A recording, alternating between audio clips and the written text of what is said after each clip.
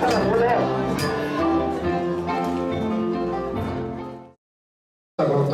ะเทศนี้ช่วยจันหุ่นกันเดียกันจันไทยเจี๊ยบว่ามาจูมินิโซบรเทนเลยกันเปล่ายังกันจันโซโอปนะวันนั้นกันผมว่าท่านหลังการเป็นเชียร์โซมาใส่ละทางเอง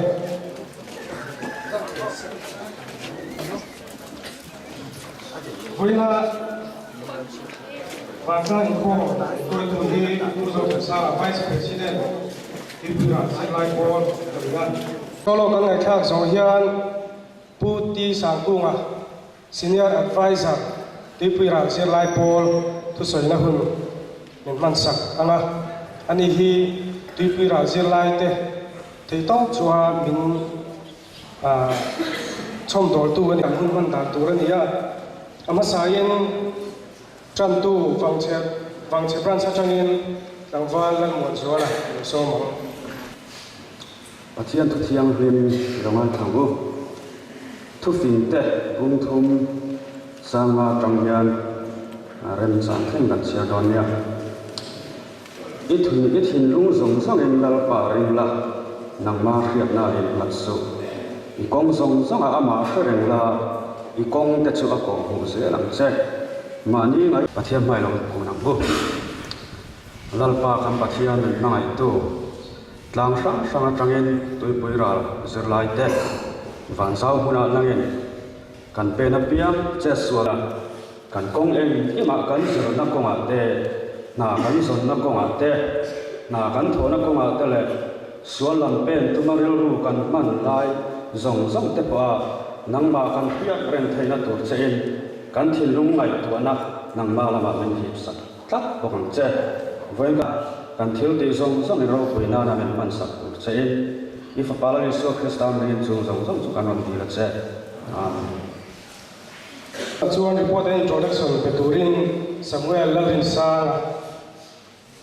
General Secretary ที่ผู้รับสิทธิ์ไล่บอลกันโซ่บ้างเนี่ยกันรู้ไหม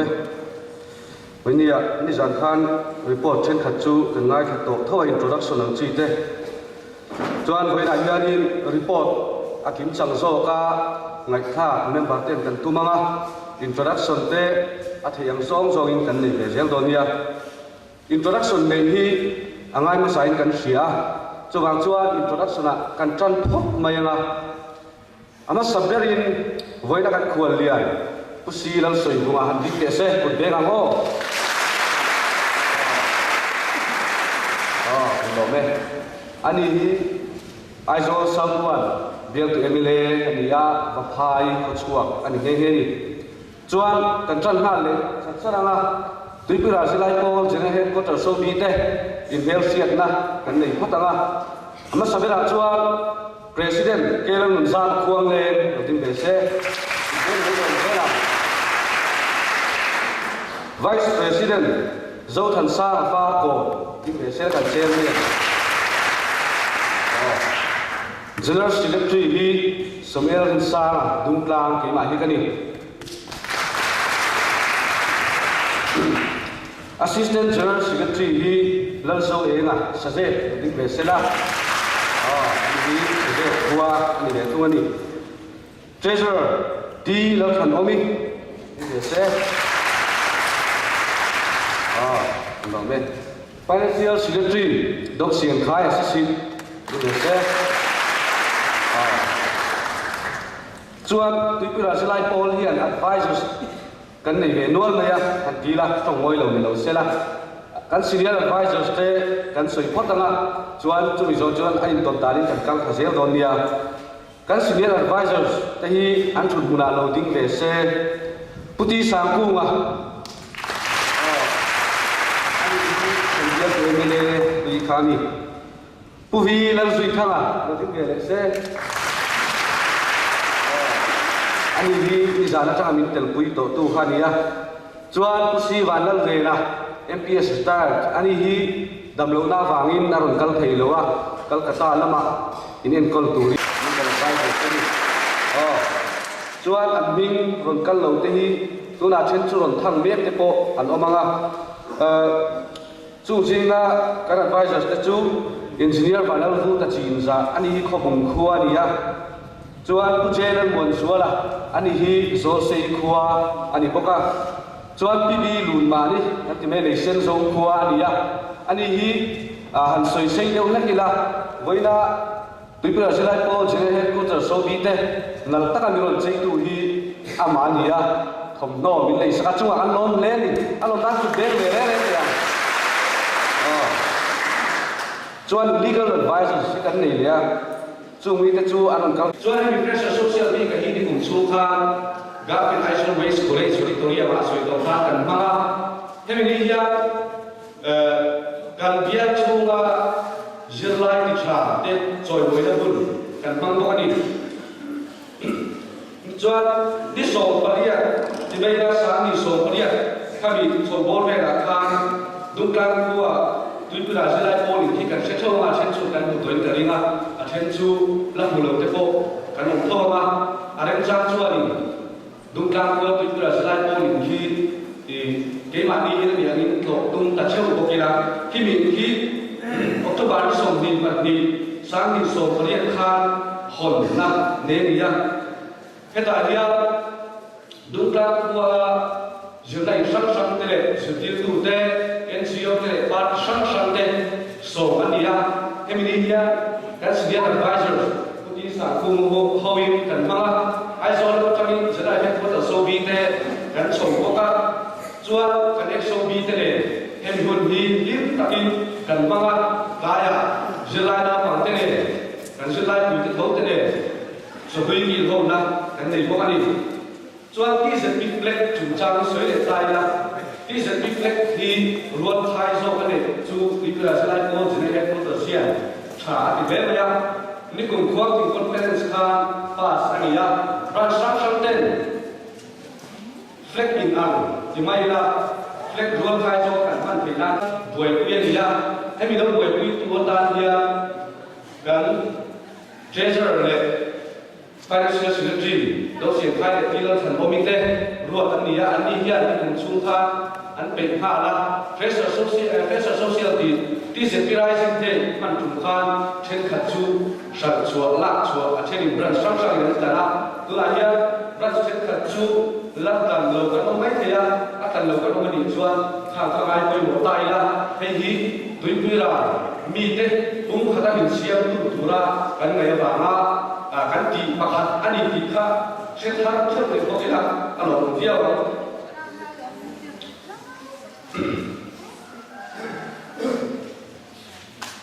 ki se pi la kal sa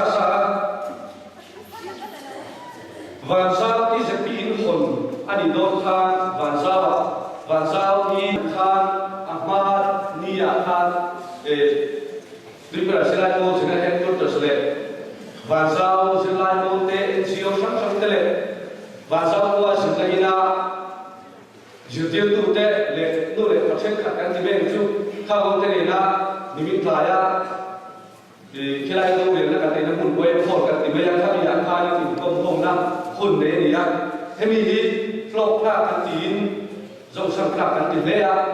khami khan ra chua don ta ani kan tin nei pa in Tripura Silai Po chuan Vansao mi aka kan do lo wa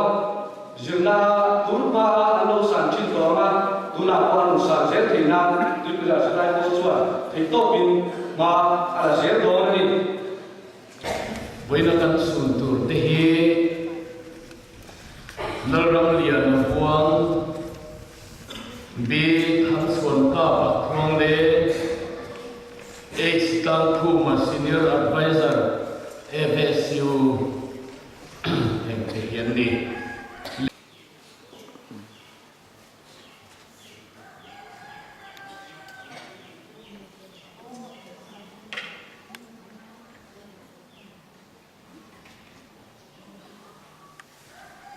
in asua soldier imre re tapulofa lalpa su deramo anisia itom kayan karunau te chatwan ram lim pan santa te sunim tun huna hian hun kan hangne ani laya zilai pui te le thọ quý đừng nó thả được em để ăn đi khó ta cái quay năng là thả được cái lệ bằng cái quay năng thả được ngồi ăn năng nhiệt xuống qua cái chứ mà anh này tiếng lo nó thả được ngồi tên nhiều thế cả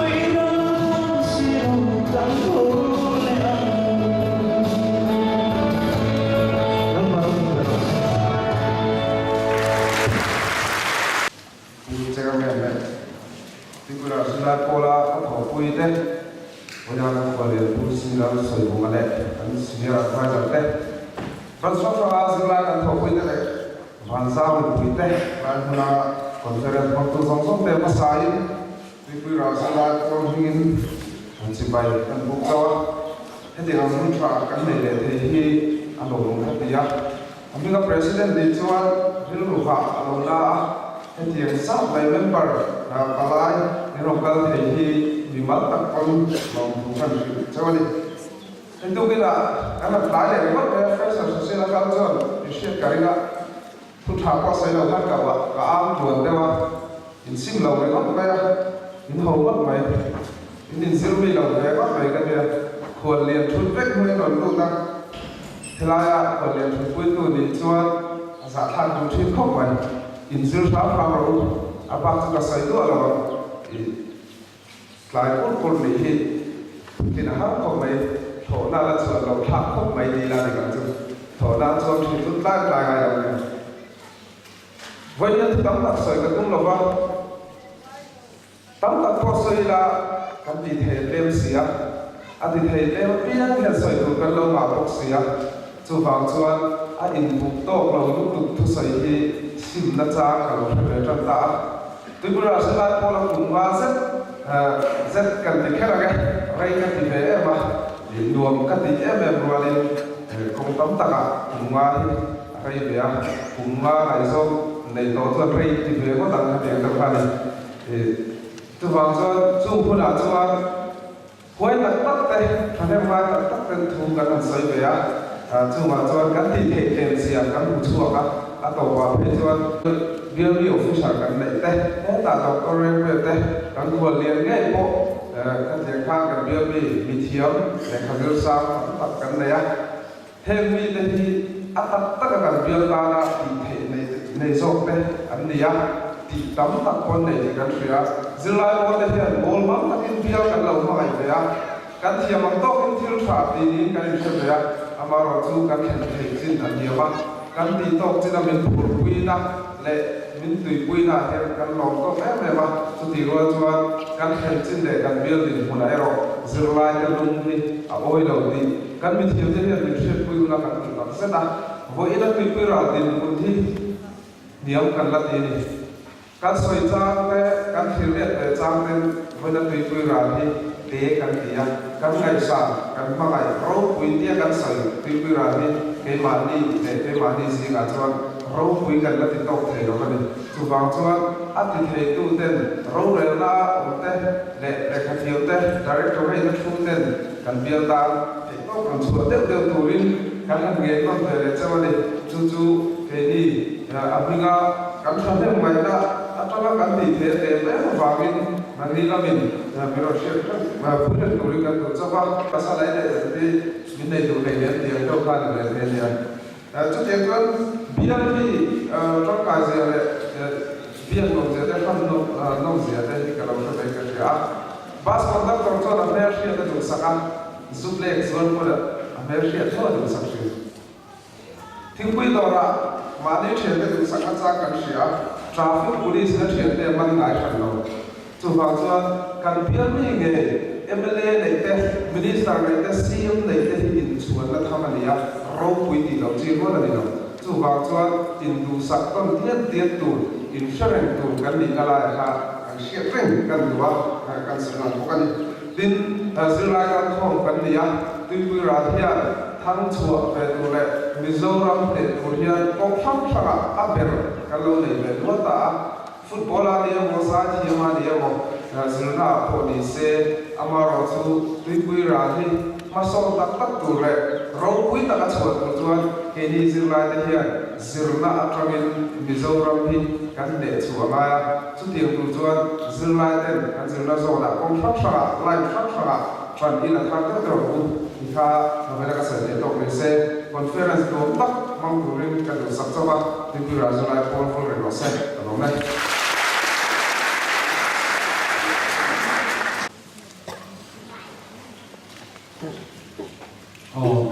Phụ chairman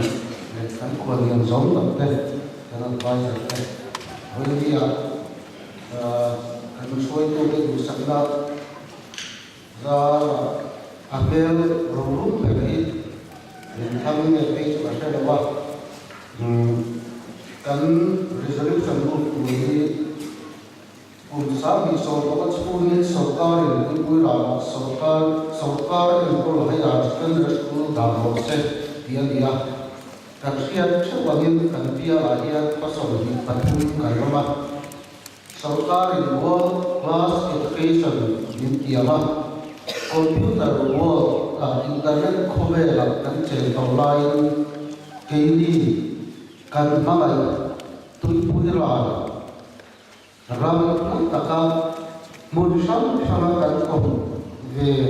puha ngan taka kan pan tin ayan at wasan dogel zima kan be ngai thina aya ne la chuan tu le pa te lai chuan kan la dia ni la chu te na kan mo ni chuan an chia no u o kan ni ma ni kot ka ya ma ni biang chu ma ngai nam ka jin tu le pa te na le khasi be kan cha ka chumi a ro tin na tu chuan ni pul ra ni tu la ya ka si ta pathum tu ni ri ya kan ya chief minister Samtham Dalwal Pucham Dabara te Khom Dalwal kan kualian zau ka usai rumah bapai Dalwal kan ni matsuanin kan dia layan haya zirna pani kan ya ketaian atine moso so kalian kum sabi so buat sungin sarkar ini pura sarkar yang pun haya kendal school daro se ihi kan sabai kan pomtar ni irore apalai kan sosok kan pomtar ni biar tidak kan penting lapang san takin di lapang le alo mo be alo me Ula kanton hala class 10 HSLC kami kantona masapira ni sen tatuin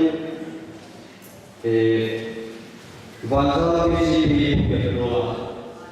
sok sila kamayin yo sen sila sange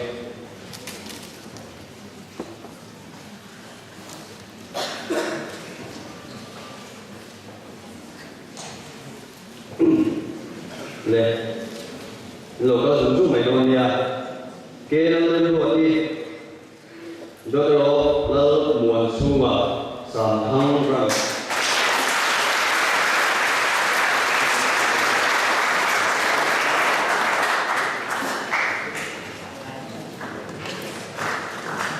về pro kimi nó mua một cái brand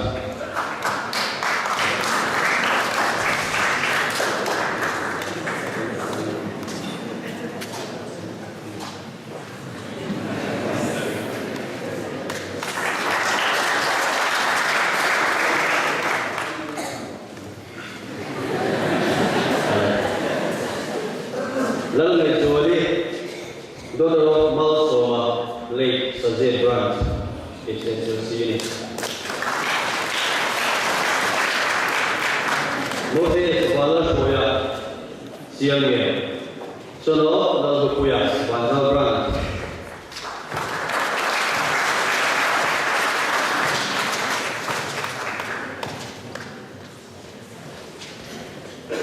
lần thứ sau này đó là lần mà lấy quan là brand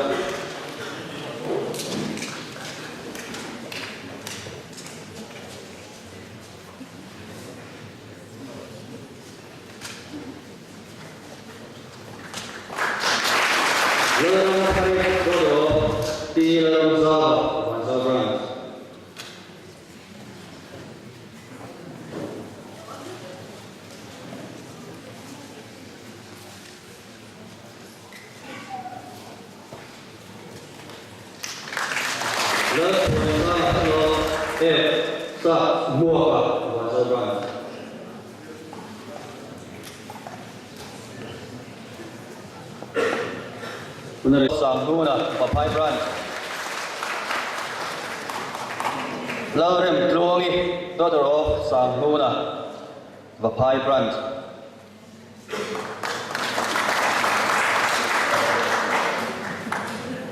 Lar siam liani dodoro kelal din thara kuang ting brand.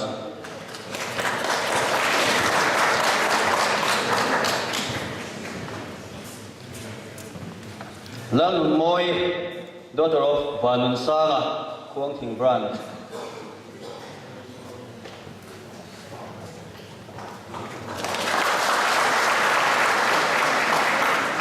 Larem kluangi dodoro F kap chuama kuang ting brand.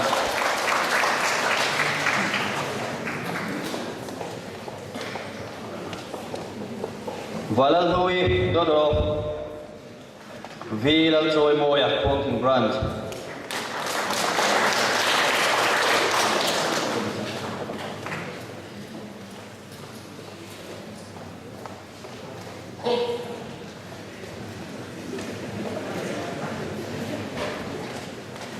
Oleh kubik luar BCP kan lo ne.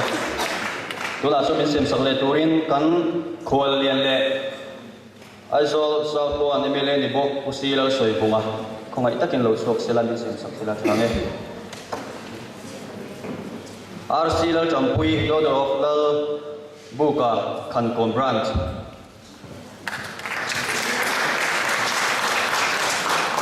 Mary Polmangi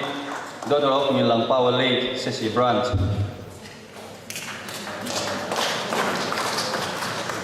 Laliam Puya Sono R Sam Chuama Parkon brand. Lalruat Diki Dodorok Lalfak Zola Bungsung brand.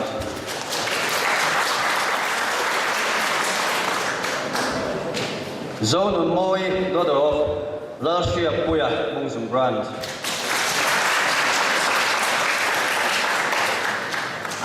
R Valal Muang Pui Dodorok Lal Lompuya Ralte Bungsung Branch.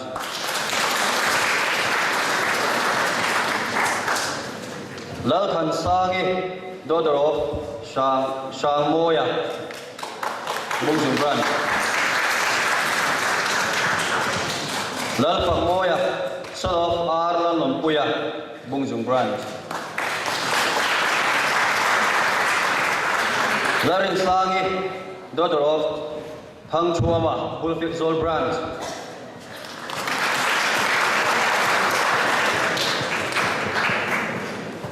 Valal Geng, son of P. Silaldin Thara, Bulfik Zol Branch.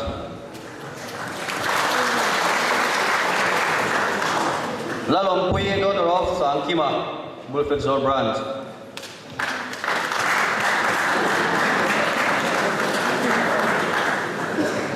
Lal Muanomi, daughter of S.K. Haka, Bulfik Zol Branch.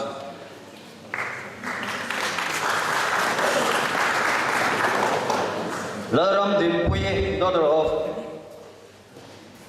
Sai Rumbunga, Bulfik Zol Branch. Lal Ompui, daughter of Sangkima, Bulfik Zol Branch. Bulfik Zol in Tishahe.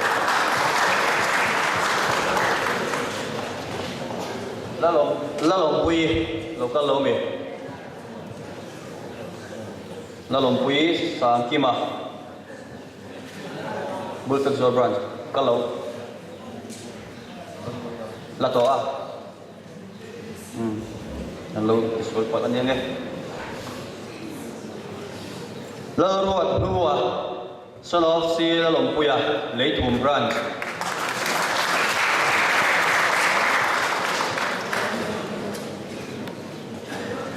Rem Thang Pui, daughter of H. Rem Chunga, Kabung Branch.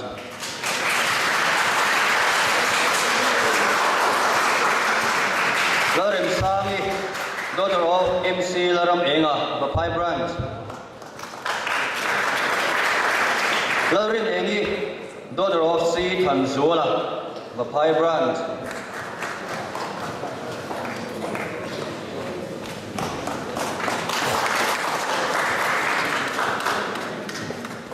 Oleh kan kolele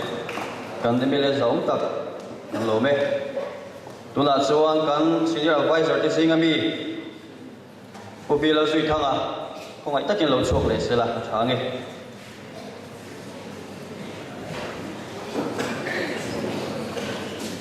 la ruat moya son of Laram Thara Khongleng Branch.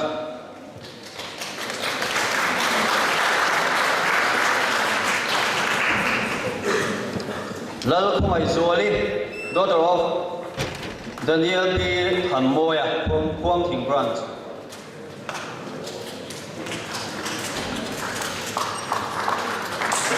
R. Laram Sanga, son of Lal Chamli Lalei, Zolsei Branch.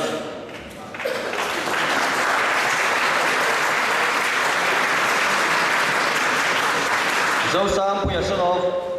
Lal Riam Puya, Vanzal Branch.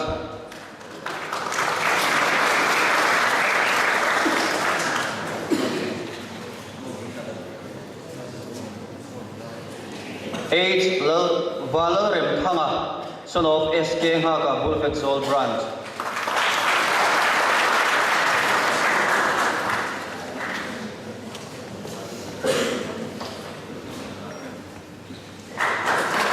C. Valer Soibuta, son of C. Lal Sang Zuala Leitum Branch.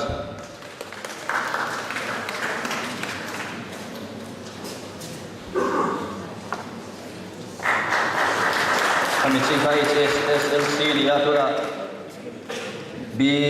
bachelor degree kan Samsung Zoom leh halang. Joel Rem Kima son of Kejo Thammoya Khopung Branch.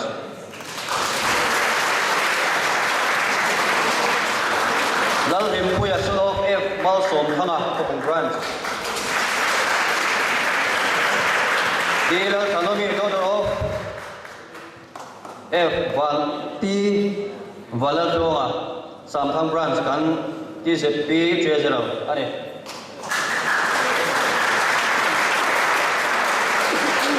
si Balas Sang son of si Tlang Ming Thanga Phankon Branch ole kan senior advisor pusuya kan lome tuna chuan doctor reng puya pongai takin lo chu le sela thange suk chi ni mo anung lok mo ani chuan local huna kan som le mai do nia kan block MHCP president Pimarovi lo chuk sela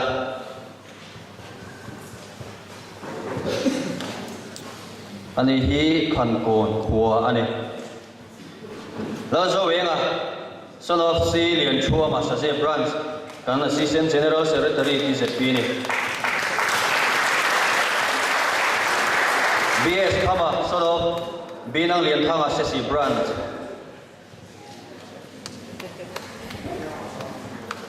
lal mon zola son of lal thiang hima wangchia Vangchia branch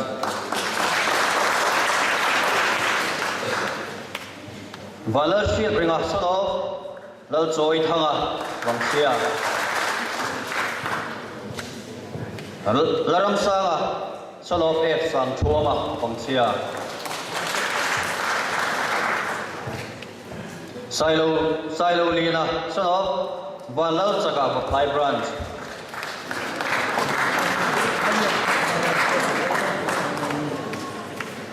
Lalmoi Silo, daughter of Murli and Ali Khankon branch.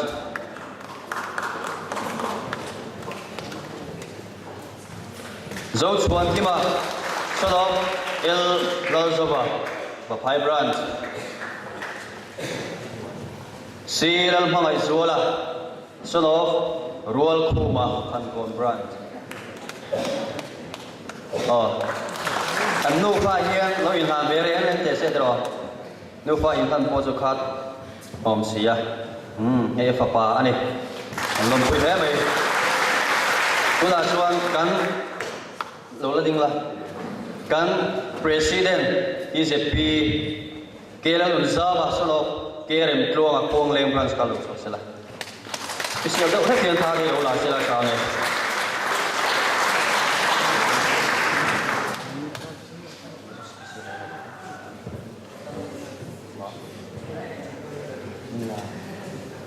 Ole Pimarovi kan lome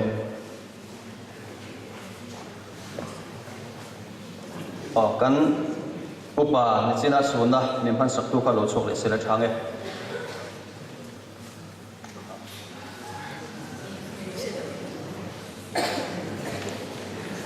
Lalorin Kimi Dodorov PB Lalkul Puya Jose branch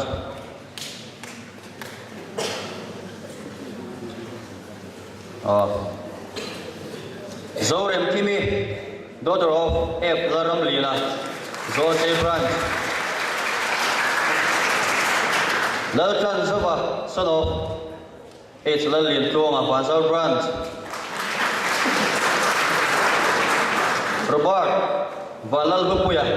son of C. Zolina, Farpon branch. Zoram Moya, son of Siam Moya, Bungsung branch.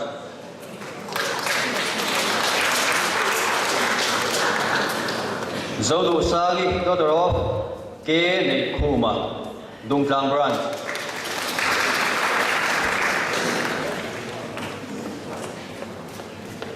Laltan Moya, son of K. Laltamona, Dungtlang branch.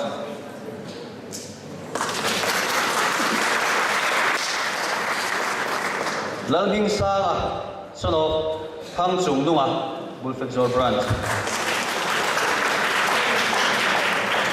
Silal Chuanama, son of Siling Tan Zava, Sisi branch.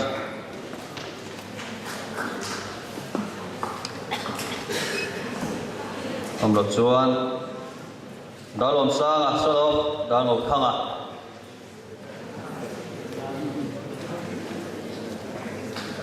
Howling Kimi daughter of Dalngok Khanga, Sisi branch, in Ulak Sakolo, Se Change.